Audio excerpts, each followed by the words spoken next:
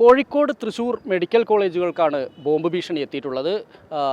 തൃശ്ശൂരിലെയും കോഴിക്കോട്ടെയും medical കോളേജിലെ പ്രിൻസിപ്പൽമാർക്കാണ് തമിഴ്നാട്ടിൽ നിന്ന് എന്ന് സംശയിക്കുന്ന രീതിയിൽ മെയിൽ എത്തിയിരിക്കുന്നത്. അതായത് ഉച്ചയ്ക്ക് 12:30 തൃശ്ശൂരിലും 1:35 കോഴിക്കോടും മെഡിക്കൽ കോളേജിലും സ്ഫോടനമുണ്ടാവും എന്നാണ് പറയുന്നത്, ഈ മെയിലിൽ പറഞ്ഞിട്ടുള്ളത്. പക്ഷേ ഇത് വ്യാജ മെയിലാവാനാണ് വ്യാജ ഭീഷണിയാണ് എന്നുള്ള രീതിയിലാണ് നമുക്കിപ്പോൾ ലഭ്യമാവുന്ന വിവരം. എന്തായാലും ഈ സമയം രണ്ടും കഴിഞ്ഞിരിക്കുന്നു. അതീവ ജാഗ്രത നിർദ്ദേശം തന്നെയാണ് മെഡിക്കൽ കോളേജുകളിൽ ഉള്ളത്.